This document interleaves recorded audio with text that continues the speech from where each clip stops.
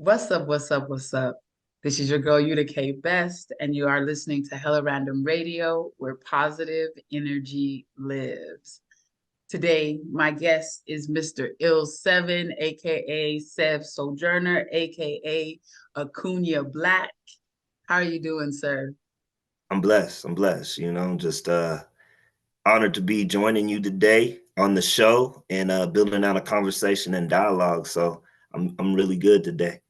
Awesome. And I am honored for you to take this time to share with me. You do a lot of wonderful work in the community, and I hope we'll appropriately touch on all those different things before this conversation is done.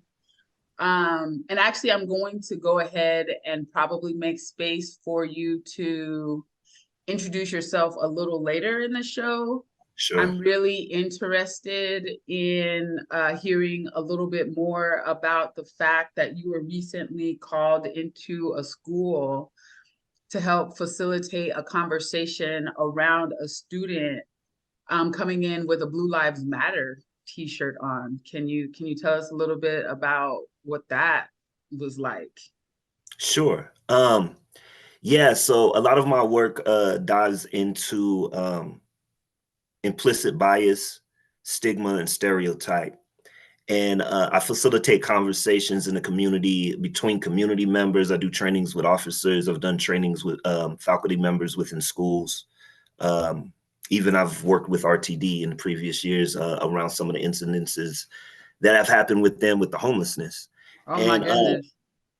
yeah, so this most recent conversation that I was facilitating, there was an incident where a student walked in who was more conservative in the views and the ways that they live, and came in advocating with a Blue Lives Matter shirt. And students in the school, and the school was very progressive, very liberal in the ways that they approach matters, which I thought it was interesting. They even called me and invited me to come through and facilitate the conversation. With that being said, yeah, there was issues that happened amongst the students and the faculty members. Some of them were triggered by the incident, and where I was within it, and it was also me and Bashenga, actually, we both co-facilitated that conversation. But within Wow. co-facilitating that conversation, really got them into the mindset of what's the root issue that we're really talking about. There were some officers that were present there as well, which was interesting in itself. But within that, really diving into like, what are we talking about when we talk about these terms, Black lives, blue lives, all lives? Because, in reality, we all matter, right? Like Right. we're not saying that one life should be over another. We're saying that, there are people who are being marginalized without a question. Um, and there are power dynamics that play out. But how do stereotypes and stigmas play out in the ways that us as everyday people, how do we perpetuate these amongst each other? How does it become tribal? Because that really Yeah. gets into the ideology of tribalism in the ways that we approach problems. So that's one of the things that I really got a chance to break down and really get the staff to open up, which was majority white, which is interesting in itself. There are some people of color that are on the staff, but I feel that there is a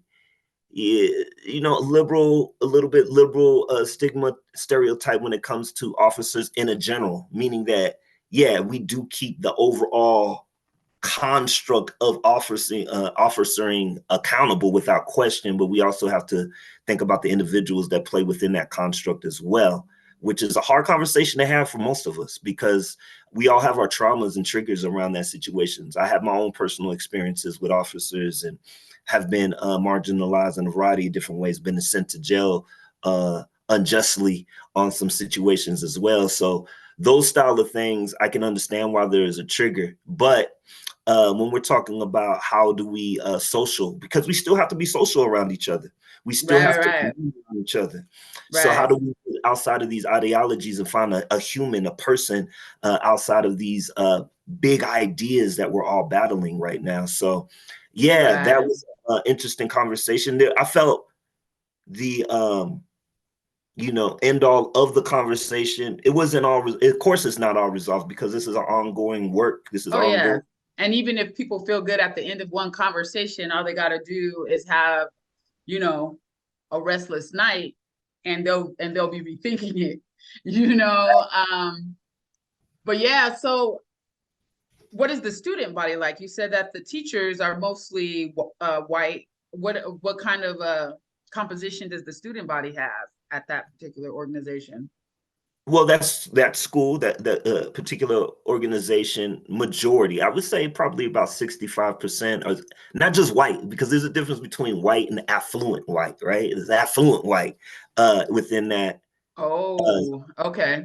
Yeah, so within that situation, it's not just white, but it's affluent white, which is a complex situation because with privilege, sometimes you do have more perspective because you have the ability to have resources, or sometimes depending on where you're coming from, you may have a more progressive outlook, and then sometimes it could be the flip. You could be you could be very ignorant to a lot of things. But this Right. particular cohort of students and teachers is very progressive, in my opinion, and they I feel like they're trying to do the work. Now, with that being said, there's international students that are coming from other countries there. There are, some, I guess, African American students, or, I think I've seen a few Latinx or Latino representing, but not a lot, so it's overwhelmingly white for the most part.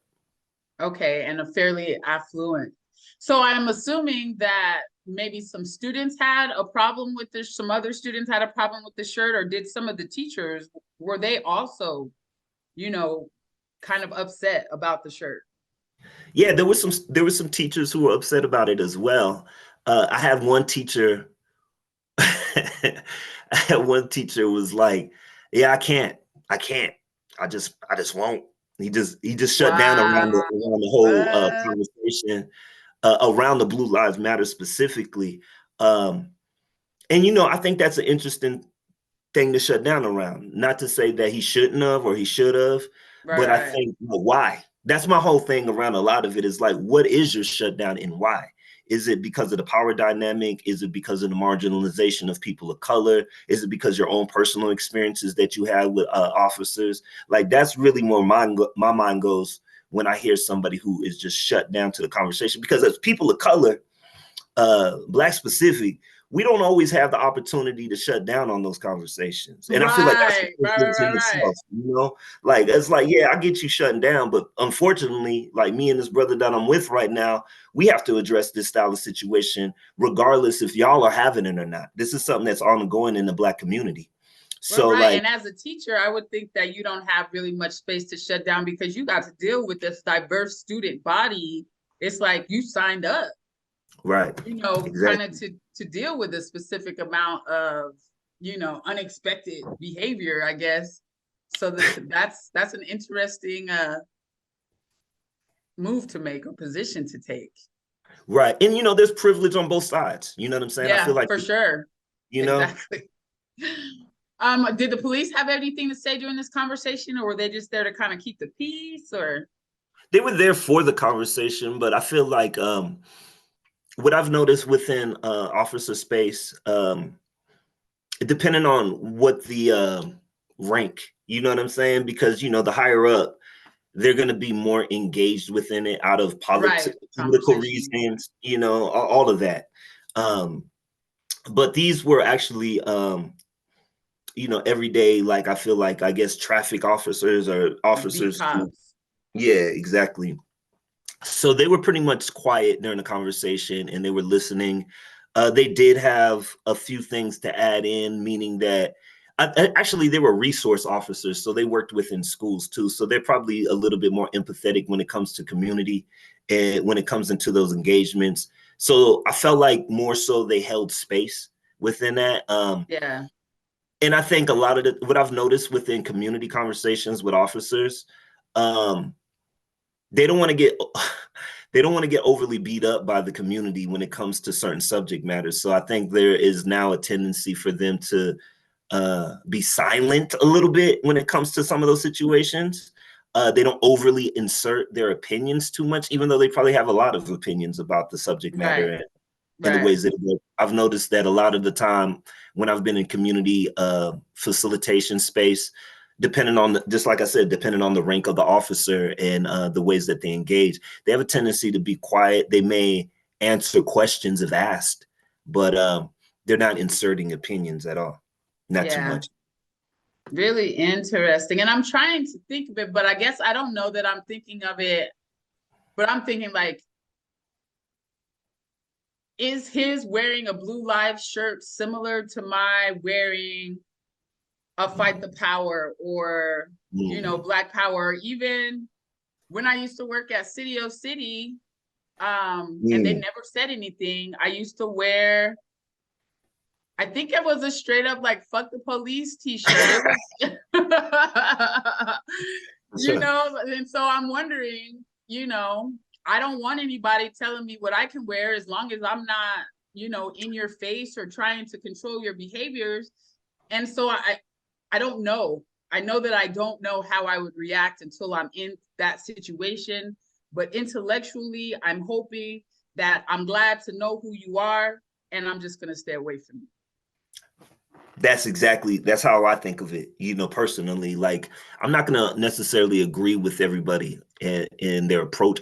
And like, I put it this way, I am open to have a conversation if it's civil, right? If you want to have a deeper conversation in the stances that I've taken or the ways that I've been marginalized, or you want to hear some of that background and understand why I feel the ways that I feel, let's have that dialogue. And I feel that, it could be fruitful if done right. You know what I'm saying? I feel like it could be fruitful if done correctly, but I don't think that's for everybody either, because there are Yeah. some people who are just straight, low frequency, and within being low frequency, may not have the ability to get outside of their ignorance to actually have an intelligent conversation. So I'm cognizant of that as well.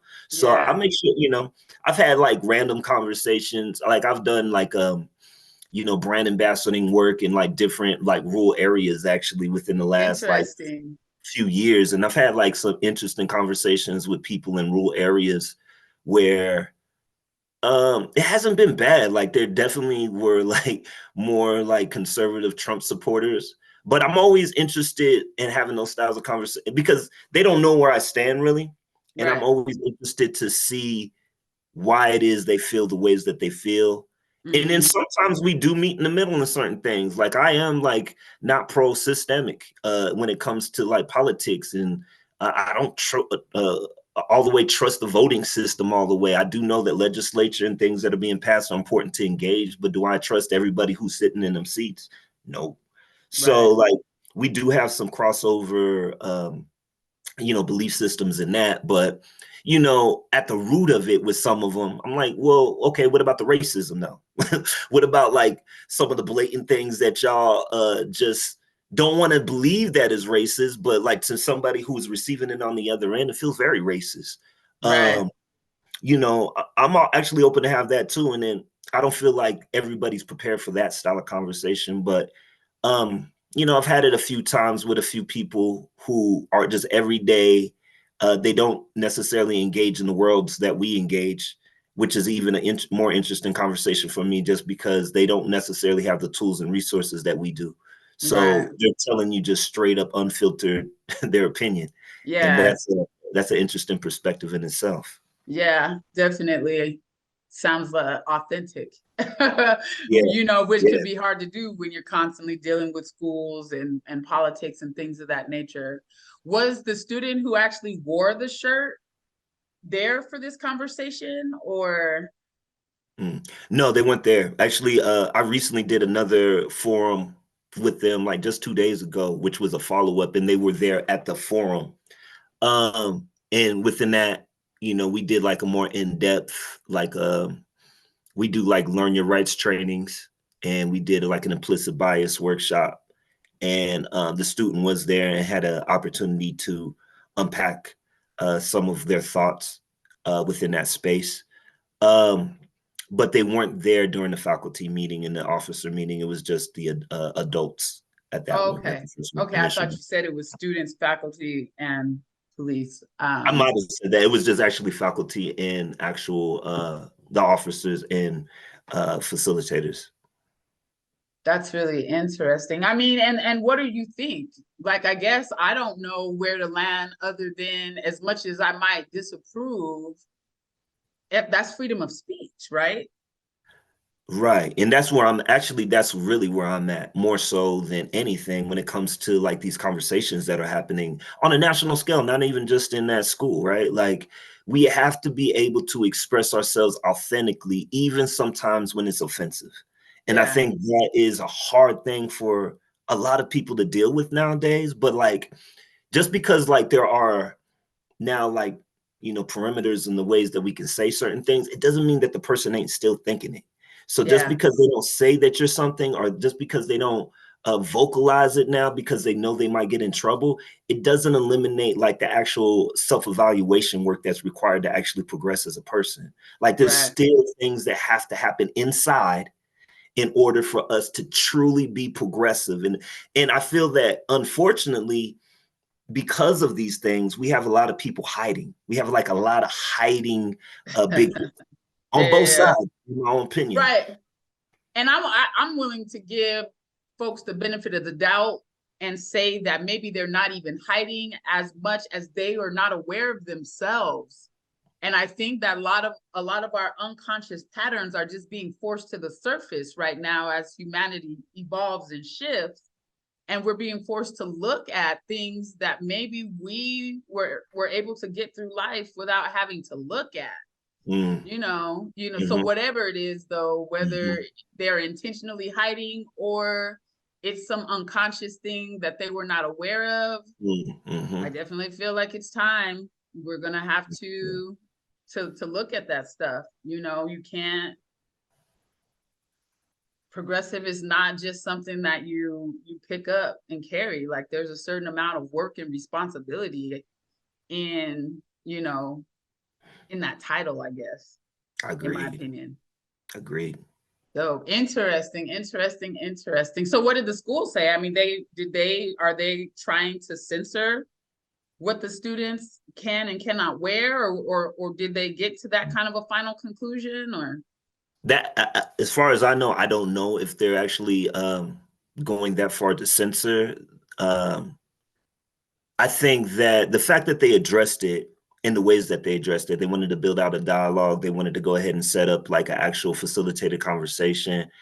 It's something that not everybody is progressive enough to, especially within the school system, sometimes to actually address. So, Right. you know, uh, I give them props for that. I think that that's going to be an ongoing conversation within that school. And I think the fact that they're addressing it in the ways that they are shows that they're actually trying to do the work. What the end game of that will look like, I'm not sure. As long as they're willing, and I feel like that's where community resources really come in hand, like people who are actually doing the work within the community, addressing some of these problems, doing some restorative practices around a lot of these conversations. I think that could be something that is beneficial for a school like that. In the fact, because you open the door now, and now Yeah. that you open the door, there's kind of an open wound. So, like, regardless if y'all are Mm. agreeing or not, there has to be something restorative that actually heals some of that, even though you have a difference of opinion, in order for there not to be another, engagement of conflict. How do you like practice restorative practices and making sure that the student, the staff, and everybody else involved feel respected, feel heard, uh, feel like they're actually moving forward? Yeah, I mean, and to me, that's just like that's work, you know, Exactly. healing whatever, that's a lot of work. And I'm just like, does the average or even an affluent public school really have the time and space to do that work? But anyway, I guess that's really like we could be on this rabbit hole conversation and not really ever know what the real answer is going to be. So I'm going to go ahead and shift, and I guess just let that be some sort of food for thought. Sure. Sure. Yeah. Yeah, it's still something that I process, you know, and that's the thing about doing the work is a lot of it makes me self-evaluate and process my own, Yeah, um, you know, my own thoughts and even things that I'm stuck on, you know, to be yeah, honest with you. yeah, zero doubts. Awesome. Well, I feel like we should go ahead and let you introduce yourself. Tell us a little bit about maybe some of these monikers and all the different things, in addition to like facilitating conversations and things that you do in the community. Sure. Yeah. So yeah, I got a variety of different AKAs, you know. Um, Almost in the same ways that an MF Doom does. I feel like every character of me has a different intention in the things that kind of, you know, I kind of play with these different ideas with. So, you know, my first initial name that I was dubbed was Ill Se7en. Um, you know, and I was that was when I was like 16. Oh, Um, wow. yeah. So, you know, that was a young me really it's a variety of different things. I was really into like listening to underground music at a time when most people were listening to you know, The a lot of radio. commercialism. Yeah, a lot of commercialism. So, you know, to, you know, in the neighborhoods where I grew up in, I grew up originally in like Las Vegas. I grew up in the Bay Area and then moved out here when I was a teenager. So when I moved out here, you know, some of the things that I was engaging, especially within the communities that I was in, they weren't really into like some of the underground stuff. I was listening to like hieroglyphics. I was listening to like the Far Side. I was listening to like Wu-Tang Clan. And that's actually the commercialism of the underground within that. But That's those what were I the was gonna say. Wow. Well, who in that time period would have been popular or more mainstream?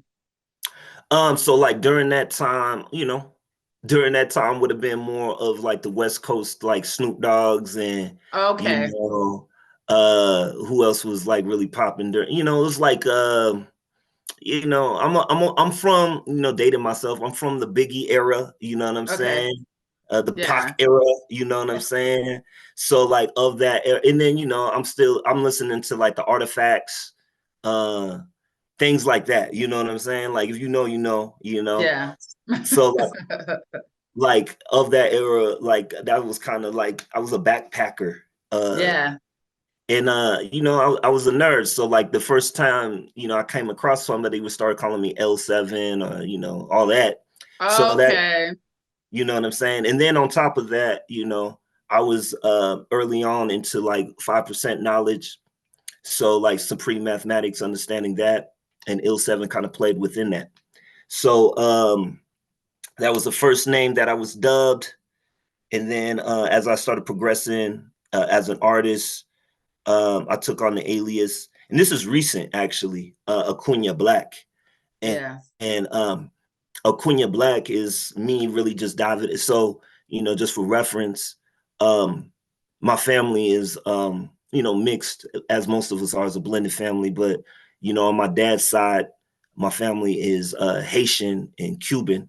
And then on my mom's side, the Mexican. Okay.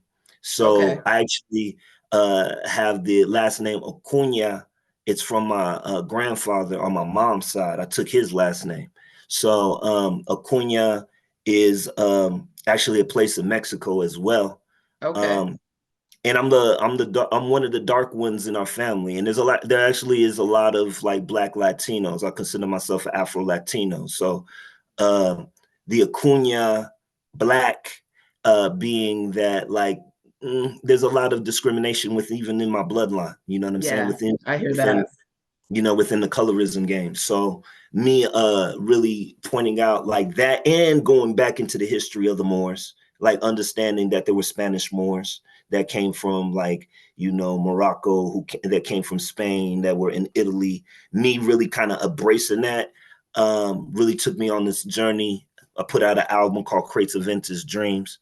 And that album is really engaging like the roots of us as indigenous people, but also us as Moors, Black folks who have always been in existence, but are now like uh, the ones who are bottom in some cases of the caste system when it comes Mm. to this racial um, game that we play. So Acuña Black is that. And then there's Sev Sojourner, and Sev Sojourner is me being on my spiritual journey. That's where I'm currently still at. You know what I'm saying? Sev Sojourner is still that journey. You know, and then whatever else, you know, the Most High takes me, whatever other name he reveals to me when it's time, that's will be the next transition. But if you listen to a lot of my projects, they're similar. If you don't know me, you probably won't hear the nuances within it. But I hear the nuances because I understand the transition to where I was. I went from like you know, a Christian 5%er to spiritualism.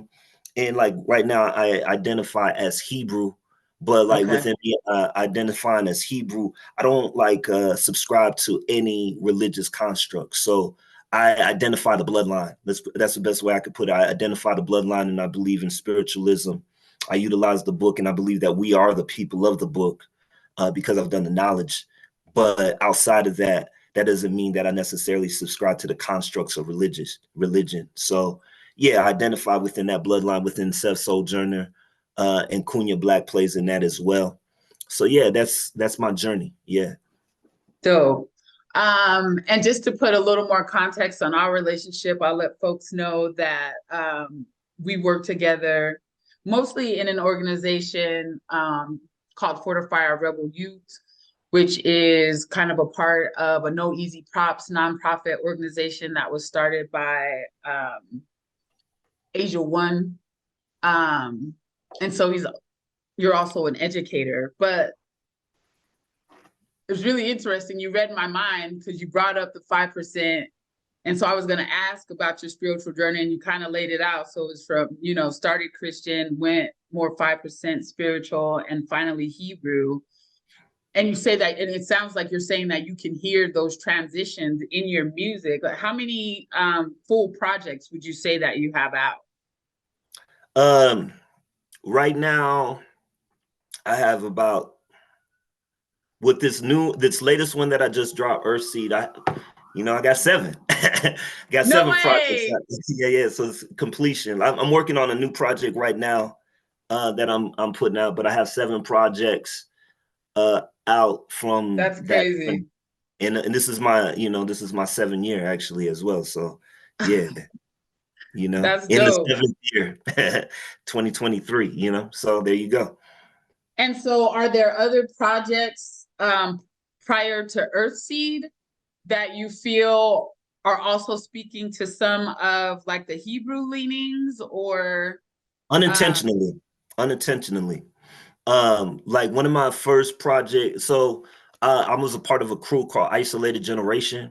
okay. That was like my initial start. That was with Opt One and a Oh, singer. His name, nice. yep, that's my brother. And a singer. His name is So Long, who now lives in Arizona. But within that, we talked a lot of that was that transition into Christian 5%, talking about just a lot of spiritualism, some of the constructs and things. It was more that those projects, in my personal opinion, are like maybe like some Public Enemy type of Okay. direction in the ways that we were coming during that time, or even like a little bit of Rage Against the Machine and the things that we were talking about, very unapologetic Yeah. within the ways that we addressed a lot of issues on those albums. And then as I did School Days, and School Days was like actually a mixtape that was almost dedicated to the movie School Days. Okay. In the sense that, I was talking about a lot of Black issues, like Black communal issues. If you ever seen School Days, you know that to be true within, kind of what that layout is. So, the colorism issue, one of the songs I did with like Panama Soweto is called Black is Beautiful, and really just talking about, our battle as this label that is put onto us, Black, how we dealt with it from our own perspectives. And then, really talking about spiritualism on that album as well, as far as systemically, if you listen to it. And I'm actually in the process of re-releasing that one. School Days is something that I'm actually figuring out how do I repackage and reintroduce the folks, because I dropped that album in 2008, I believe 2008, 2007. So it's been some time since I released that one. So yeah, you hear some of that in that. And then there's a few projects that I did. Like I did a project called Rhyme Smugglers, which is just rapping. Thoughts from a Cinematic Mind. It's more like, I don't know, it's not just, it's talking about movies, but it's not talking about anything specifically where it comes to spiritualism, politics, or anything like that. So I had a couple of albums where I wasn't necessarily touching on those subject matters. And at that point, I actually had a moniker called Sly Miles. And Sly, S-L-Y? Yeah, Miles. Okay. Yeah. And that was more of me just kind of getting into like, it's almost like a blaxploitation style of character. So yeah, and then once I got to like Crates of Vintage Dreams, Earthseed, in those projects, that's me really rooting into history. Crates of Vintage Dreams specifically talking about bloodline. That happened because I traveled internationally, and as I traveled internationally, having conversations with other Black people in other countries who actually we have more similarities than differences at the base of certain things. And I thought that was interesting. And I got a chance to go to Morocco, Istanbul, and I got a chance to go to Marseille in France. Wow. And those were important journeys for me, because then I got to see us and like see paintings of us within museums and see us as Moors and see us within not just the African narrative, but oh, we were European as well. And we were there doing our thing. So, and it wasn't just me studying it and like having reference of books. It was like, nah, I can see it. I can feel it. I can touch it. I see us here. I was in Italy and I seen Black people in Italy. And I didn't know it was a lot of Black folks in Italy. It was Africans in Italy. So I got a chance to see that. So that was an important journey for me that played into Crates of Vintage Dreams. I did a photo shoot out there, did a residency out there. And then Earthseed happened during the pandemic. And there was another awakening that happened to me on the pandemic, where I needed something. I was practicing a variety of different spiritual practices. And I went back to the book, the Bible. And initially, I'm gonna be straight up with you. I still have a lot of issues with Christianity and the constructs of what it is, just because I know it's a colonized belief system. So when I went to the book, I rejected it at first. And then I had a few brothers who showed me us in it. And I already knew historically we were a part of it a little bit, like through the Moorish narrative.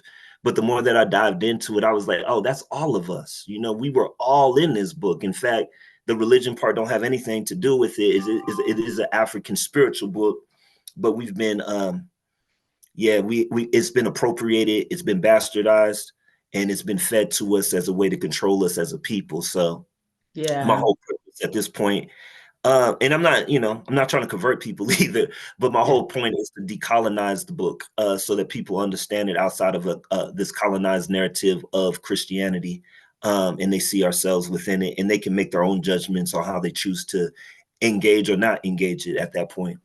Well, right. And I definitely have always been a person, well, prior to recently, after I left corporate and started on my spiritual journey, I really wanted to, I knew that I was not a Christian. I didn't have time and space for that name, but I wanted to honor people who chose that.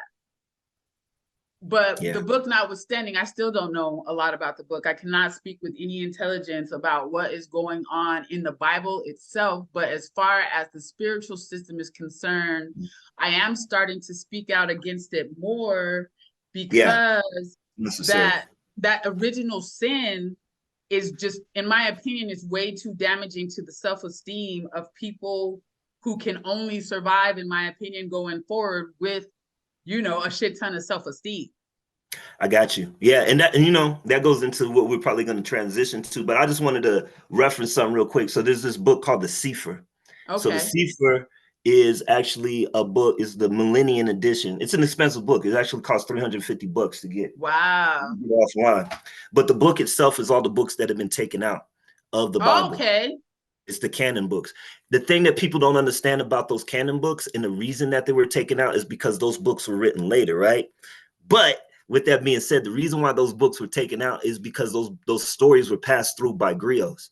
So the way that they justified the not including those books is because they said that these stories were just stories that had passed down verbally, right? And then they wrote them down, I think like maybe 100 years, 200 years after the actual King James Bible was written.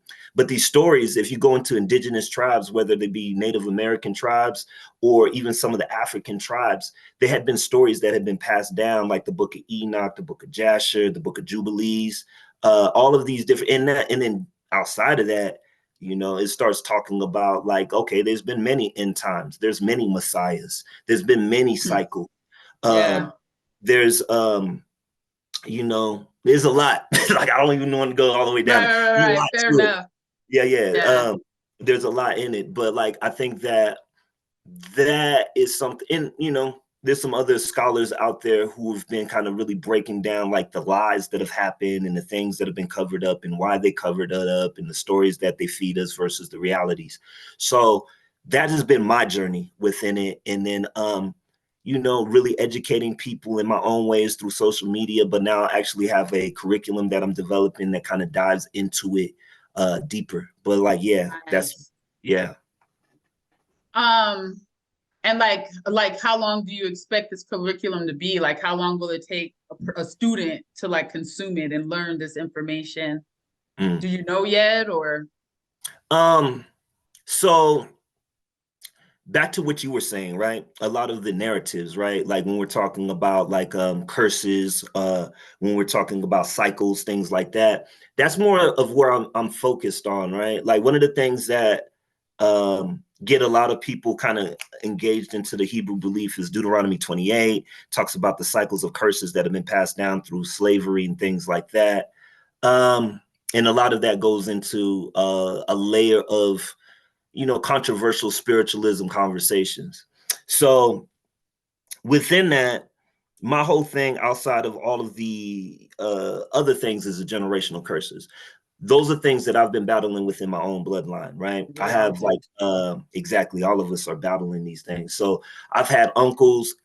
I come from a very, like on my father's side, Pentecostal background. So my grandfather was a pastor. My uncles are four of my uncles. There was in that family 10 siblings, and I believe like 4 of the siblings of my uncles were pastors. My grandfather died of a heart attack. 3 of my uncles have died of a heart attack. My father died of a heart attack. My brother recently died of a heart attack. So I know that there's something on our bloodline. You know what I'm saying? So outside of that, there's other things that play within that narrative too, personal things that played within our own family narrative that I have had to address and I'm still addressing. So the thing that I've noticed is most of us, I put it this way, there's always, they call it the Kodashim. And the Kodashim is the set apart one, or the Kodashim is the black sheep of the family. That's the best way I can put it, right? And that person is called to break the curses of their bloodline, right? The reason why they're called to break those bloodline curses is because they're the one who can notice it, right? There's a lot of people who continually just cycle through it, and that's just always been the ways that we, right? It's always been the ways that we do things, right? That's how we do it. And that's a big narrative in the Black community, right? That's just how we do things, though. So the idea within this is to, one, address the trauma, right? Unpack the trauma of what's inside of us. How do we as individuals perpetuate this trauma in the ways that we parent, in the ways our self-affliction, the things that we do to ourselves, the ways that we may engage our partners, the people that we love and care about? How are we perpetuating these curses, right? And then the next step within that I've been doing is there is a self-evaluation, and then there's an accountability piece, right? And the reason why we have to take an accountability is because even though, yes, it was passed down, there's still an accountability of the things that you're doing within it. So once, and then once you take that accountability, then there's a forgiveness piece, right? Forgiving those who hurt us, right? Who caused the trauma, right? in order for us to be able to move forward, we have to forgive those who caused the trauma. Do you trust them? Do you have them around all the time? No, not necessarily. But you have to let go of that pain that you've held on to from the trauma that they caused for yourself in order for Right. you to move on. I You mean, and still I'm compelled to break it down because I look at, you know, as much as possible, I look at illness as metaphorical, you know. And so when you tell me that all these gentlemen in your family died of heart attacks, to me, they died of a broken heart, heart, you know. And so there, heart. I don't imagine that you can, you know, heal your heart without forgiving, you know, what has been. Exactly. Yeah. And then, like, you know, that goes into like, I talk about my father, but he wasn't in my life. You know what I'm saying? And then Mm-hmm.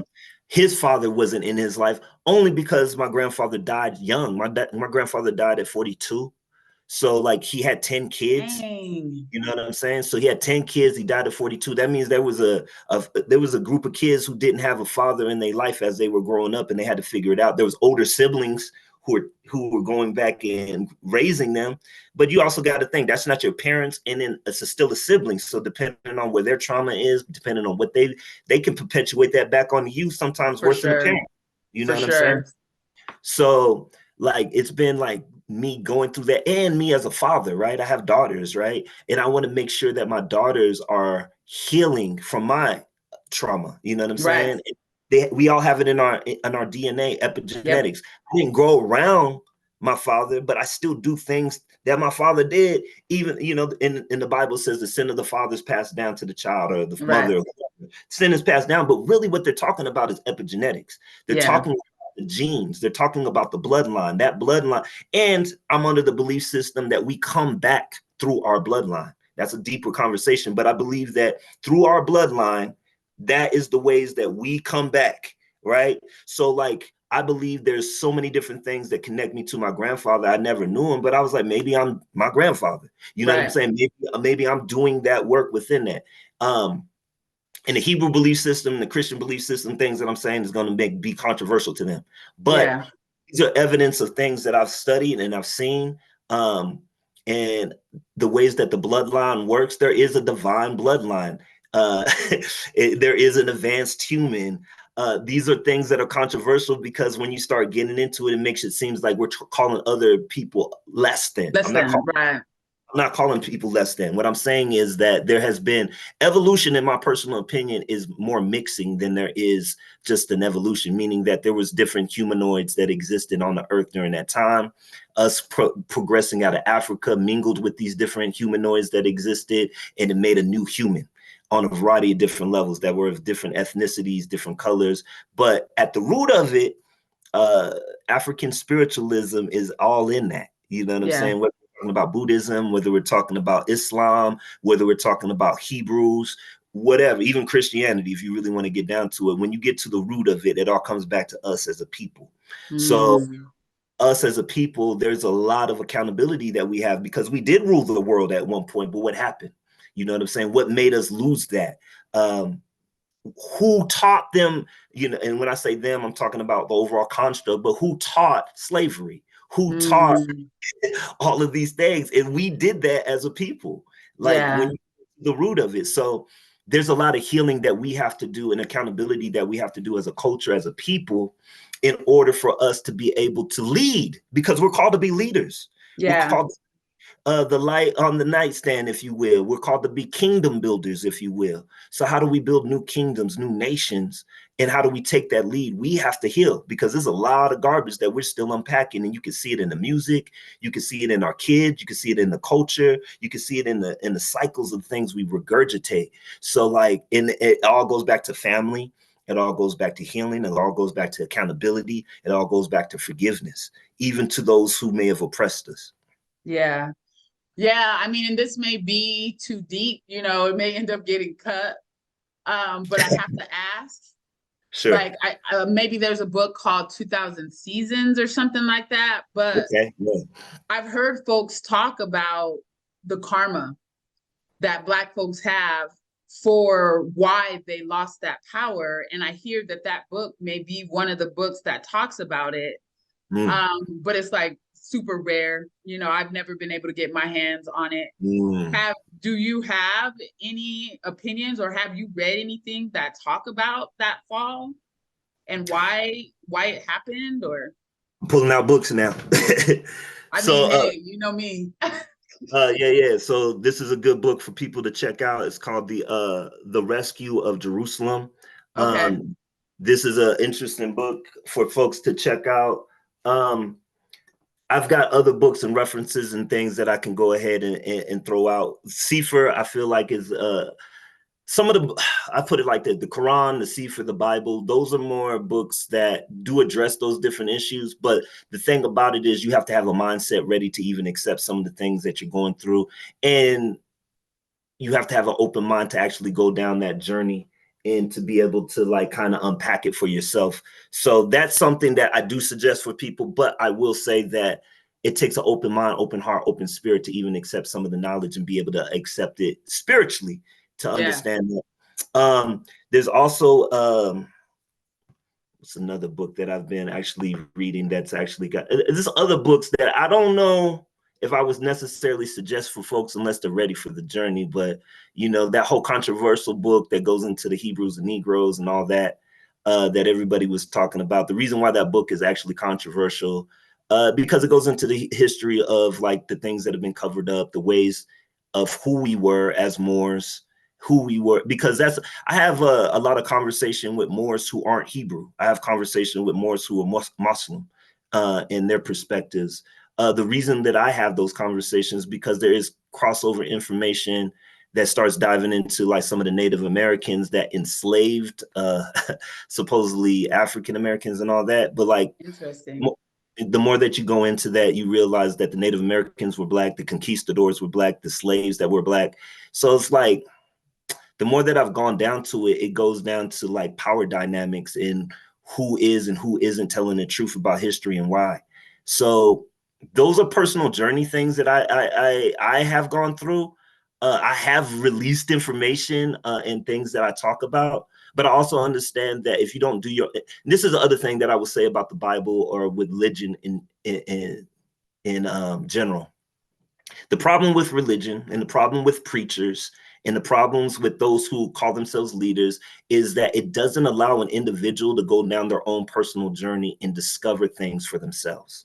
They're Right. preaching indoctrination.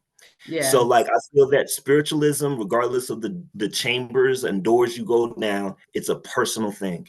And if somebody is telling you how to think, if somebody is telling you how to feel, if somebody is telling you what is good and what is bad, that's not your journey. That's somebody Yes. telling you how to go about that journey. And what I've learned, whether I've been studying like the 5% knowledge, whether, you know, I've gone down the chambers of studying like Yoruba, Ifa, all those different things, or coming back into like the Bible and going down this Hebrew truth, is that those things, the reason that I was able to go through those chambers is because I didn't subscribe to any particular religion. Mm. Those chambers, I was able to learn different things from all of it. There are a lot of crossover, it's a lot of similarities, and there's a Right. lot of healing in those different practices. But the thing that I would say is that the information that you acquire has to be something that is your own personal journey. And I believe that having a greater is he that is inside than he that is in the world, right? Having that relationship within yourself, understanding that God does exist within you, that light energy does exist within you, is a part of that exploration of journey and spiritualism. And don't get stuck on one thing. I think that's an important thing. Don't get stuck on one thing, because if you get stuck on one ideology or one practice, it doesn't allow you to take in information from other perspectives. I'm very open to learning from those other perspectives so that I can get a better, I may not always agree with everything that everybody says, but that allows me to think of why I don't agree with it or why I do agree with it. Right. And what sits right. And so it sounds to me that you're kind of hesitant to say certain things because you're worried about overly influencing someone's path, or I am. So like, I feel that my journey of coming into like the Hebrew truth, um, I don't, so my personal opinion is that the reason that I rejected so much religion is because the hypocrisy in it. mm, And the hypocrisy is the main thing that turned me away from it. Now, do I believe that all Christians are like, no, I think that everybody has their own path, and they come to the truth for themselves, however they come across it. I feel that I don't consider myself, I do consider myself a teacher. I don't want to influence and guide people into necessarily my direction unless they're open to actually be guided into that. Like you feel like you're pulled into that. I do believe that when I say Kodashim, I believe that those are the set apart ones. And within the Kodashim, like me and you building, right? We're having an open dialogue on spiritualism.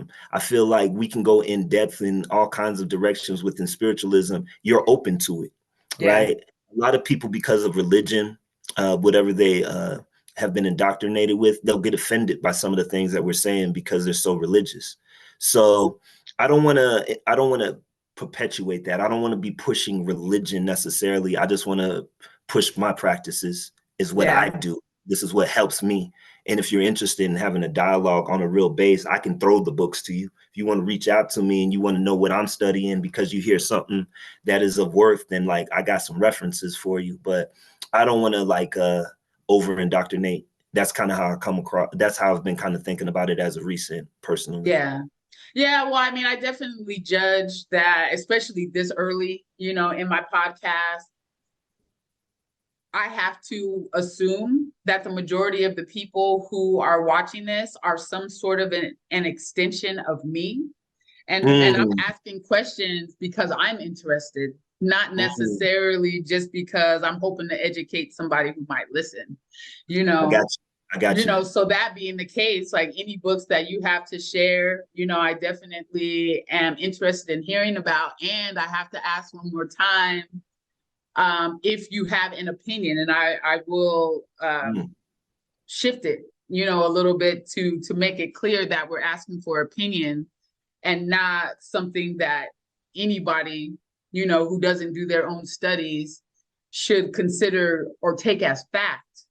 But I'm wondering if, if you have an opinion on what kind of led to the fall of African people or those folks that were leading at some point.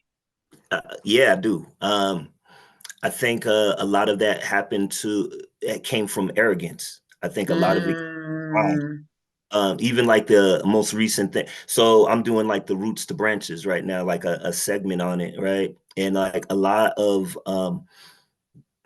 the revolution, like in 1970, that was like, I feel like a spark of us really trying to go back to what we're doing right now, going back to really our roots and who we are and where we came from and all of that.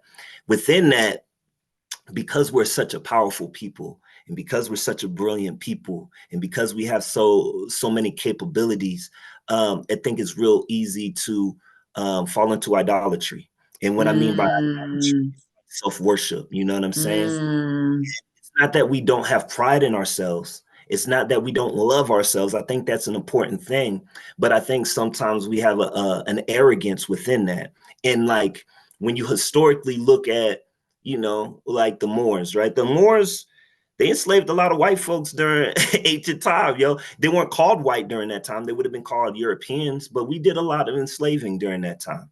And we did a lot of ruthless acts in the ways that we ruled the earth during that time. Like, I believe that the Olmecs were us. I believe that the Aztecs were us. I believe the Egyptians were us. I believe the Native Americans were us. When I say that, I'm not discounting the people who are of different complexions now. I'm saying that us too. It's like, however you deal with that, if you don't like that and you don't feel that, that's on y'all. But I'm saying that we're all the same, right? We're all from this melanated indigenous root. And like when we did rule, and we're even from the European hierarchy as well. Like when you get into like the research of who King James was a black man. You know what I'm saying? You get into the root of Columbus, they're starting to believe Christopher Columbus was a black man. So what does that say? Yeah, so what does that say about us, right? In the ways that we had power. And what happened, like when we're talking about the 16th century, why were the paintings changed, right? Of the the saints and all of these people within the when we're talking about the Catholic Church and when we're talking about everything that happened in the Vatican, why did they change the images, right? Because there was a lot of power in those images. And if we are the beginning, if we are the root, then essentially we are almost God, right? We're the root of a lot of these different, just like I said, spiritual practices. Buddha was black. You know what I'm saying? Like you get into a lot of these roots of these spiritual practices. We had a lot of power. Our Shua was, you know what I'm saying? That means we have high consciousness, right? We have a lot of responsibility. And what comes with responsibility, what comes with a lot of power is responsibility. So I think that we became a little arrogant and a little unruly within the ways that we did it. And we taught those who came after us how to rule. We taught those who came after us how to run and build systems, right? All of this ancient mathematics, all of these ancient spiritual practices, alchemy, all of these different things we're responsible for. So it's our fault white folks are ruthless. No. Well, that's a whole deeper conversation. Right. That's a whole deeper conversation because there are some other things that play region wise and environment wise and all of those things, you know. And I think that at the heart of us, we are empathetic, loving people, right? But I think that there was a time where our rule got out of hand. And whether you believe in the Most High or you believe in karma, things come back around. So with that being said, you know, within the Hebrew belief system, the first shall be last, the last shall be first. We are last right now. That believes that there's a belief system within the Hebrew that there was a 400-year curse. The curse is up. So if the curse is up, then that requires self-evaluation and self-work in order for us to be the royalty that we once were. And I feel like that's where we're at.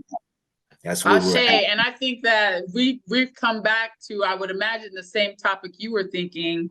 That is obviously going to be the end of this conversation. I feel like we could talk forever. But so through, you know, kind of the fall of leadership and the fact that we may be coming back into leadership, but in order for us to do that right, we need to heal.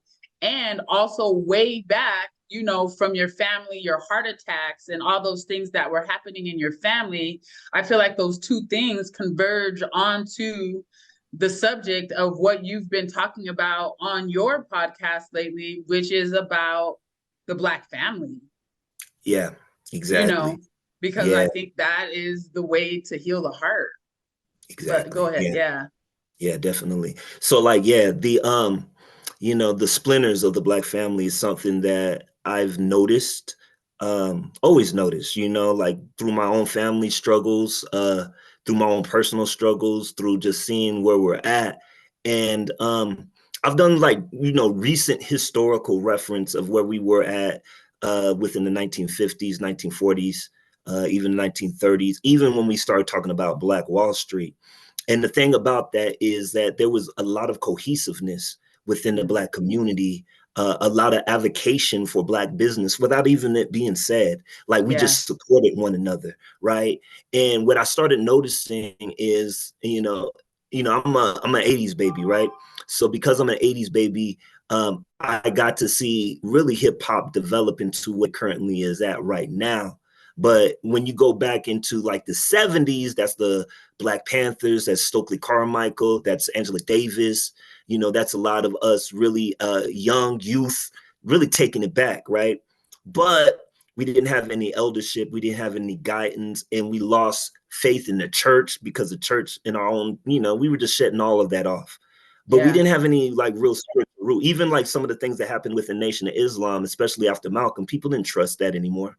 So what I noticed is when we were starting to get into our power, that's when we started having our leaders arrested and killed off. And then started infiltrating us with this, you know, Black exploitation narrative, drugs being flooded into the neighborhoods. And that started a whole legacy into the and you know, you lived through it, I lived through it, into the 80s and 90s of our neighborhoods. I can remember being in Oakland and the first time that I really started seeing baseheads. And I can remember us making fun of them when we were kids, like, your mama's a basehead, your mama's a crackhead. Like, in retrospect, looking back, I was like, man, we were ignorant, didn't know what was happening. But like, that was our communities like crumbling and breaking down. And like, we were just great. in the 1960s, early 1960s, we were thriving. Integration played a lot into that. In the Bible, it talks about be not in Babylon, my children. Come out of her. That's what it says. Come out of her, my children. What I feel that means is that we're supposed to be independent and self-sufficient in the ways that we move. We should be building our own foundations. We should be entrepreneurs. We should be building our own kingdoms. We're all royal. You're king, you're queen, we're all royalty. So like within us being integrated within the system, we lost a lot of power within the welfare system, within affirmative action. Welfare definitely didn't want the man in the household in order for women to be able to receive subsidies. You know what I'm saying? So like that divides and breaks off. Oh, it got to the point where you start looking at the references in the 1970s where women were like, I'd rather him not just be here, right? Where in the 1960s, it was like a necessary. I remember talking to my grandparents, and they went through a lot of stuff within the relationships for sure, right? I don't know all the details, but they stuck it out.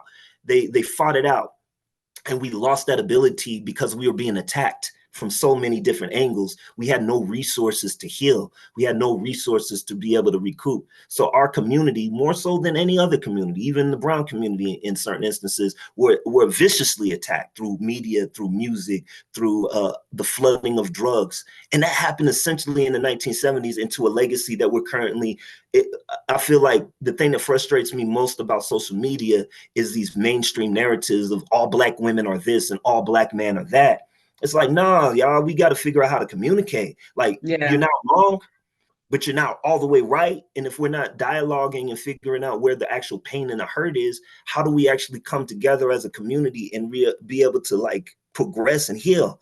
So like, those are the things that like roots to branches. I'm starting at a recent history because it's something that it's easy for people to comprehend. Like, I don't want to go everything we just talked about, like all the ancient stuff, that's important. But there's recent things that we can identify and pinpoint and really be able to unpack and be able to like really like take account for, right?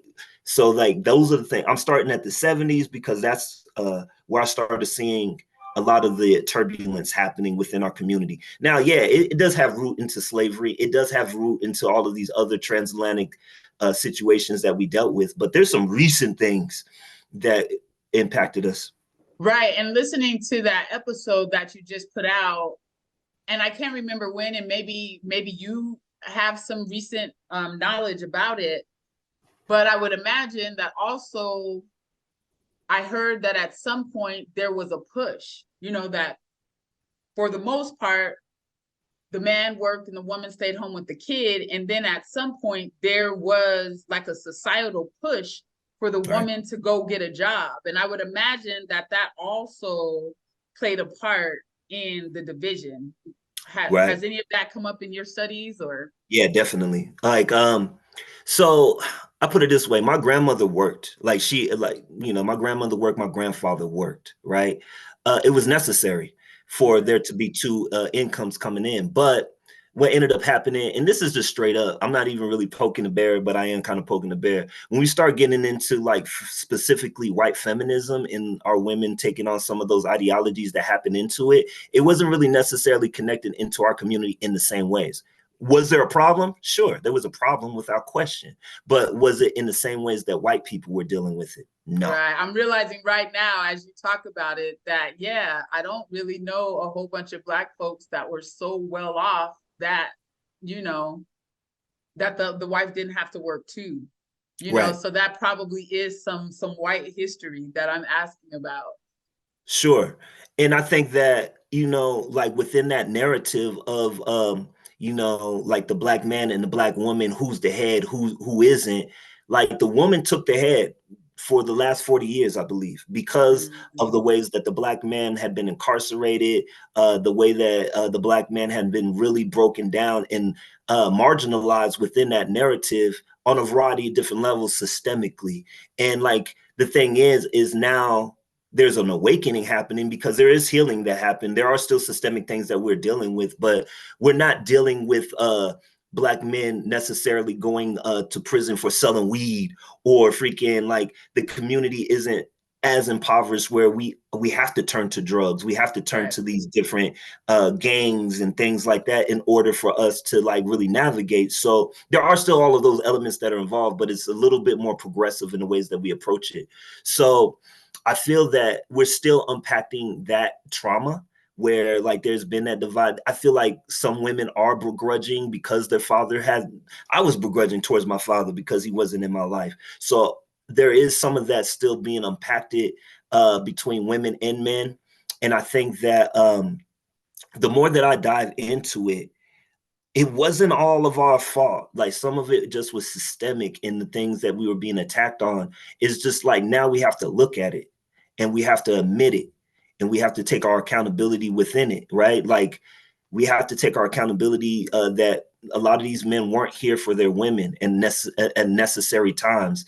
And there was women have to take into account that some of these men were attacked. Like they could have made better choices, but some of the choices they made were put onto them because of situation and circumstances. And that's a hard conversation for us to have, but it's an important conversation for us to have. And that's really where I want to go within what I'm doing within this work with the roots to branches. I'm focused. I feel like roots to branches can be applicable to any race, any culture for sure. But I'm really searching for healing within our community. I'm really searching for healing within our people because I feel like it's in a time for us to take our kingdoms back. And the only way that for us to really be doing this kingdom work is for us to really address the things that we were impacted by traumatically and really take account for it and find some heart of forgiveness for one another within the things that we've been impacted. And that's a conversation, that's a conversation that needs to be ongoing because our children are dealing with it. You know what I'm saying? I see a lot of things in the kids that we work with, but also my kids that I'm like, yo, I gotta be hands-on. I gotta be here. I gotta be active. I can't let you down. I gotta be around. And it's such an important thing because I don't want them to have that trauma that they pass on to their, if they choose to have kids, to their kids, So I pray that they have kids because I want that bloodline to extend, what I'm saying? I want that legacy to extend, but I also know the reality that those are their personal choices. So the reason that I'm in, so just for reference, the one that I did was the decline of the Black family. And the next one that I'm about to release, hopefully within the next week, will be the Children of the Revolution. So that one is going to dive into the impacts of the kids that were impacted from these narratives that we're building out. And we see that within, the gang culture that had developed, even like one of the references like bastards of the party, right? The bastards of the party are the Bloods and the Crips and even the GDs, right? But like at the root of it, they really rooted from the Black Panthers and the legacy that they had left, but they were misguided. They didn't have any guidance because the elders were in prison, right? So, yeah. Ooh, man, it's super deep stuff. It's super deep stuff. Well, thank you so much for being here today. I'm definitely going to link your channel and everything in the description of this video. But tell us, where you would like for us to look to find out more about you and your music and your offerings and all that. Sure. So right now I'm not streaming a lot onto the mainstream platforms. I will be though. There's a project, Earthseed is going to be on all platforms, but on Bandcamp, you can find me under track TRAK7 SE7EN. And that's on Bandcamp. And you can find Earthseed, or you can put in Earthseed and it should pull up my Bandcamp link. If you Google it, Ill Se7en, ILLSE7EN, Earthseed, and it should pull up my YouTube or it should pull up my Bandcamp and you can find it there. And then as far as Full Armor movement is the movement. And that's the helmet of salvation, breastplate of righteousness, sword of the spirit. Guard your head, guard your heart. Your sword is your words. So that is my YouTube page that I'm returning to because I put it on pause for a little bit. So I'm relaunching from roots to branches off of that, and that's going to be my series. You can find me on YouTube, and that's FLLARMRMVMT. No vowels. That's all it is. Full Armor movement. And you can find me on YouTube on that. And what I'm going to be doing is building out that. I want to, do more podcasting, kind of like what we're doing, kind of diving into some of this deep conversation. But I also will be doing like essays, video essays that are kind of breaking down the historical realities of what we're unpacking.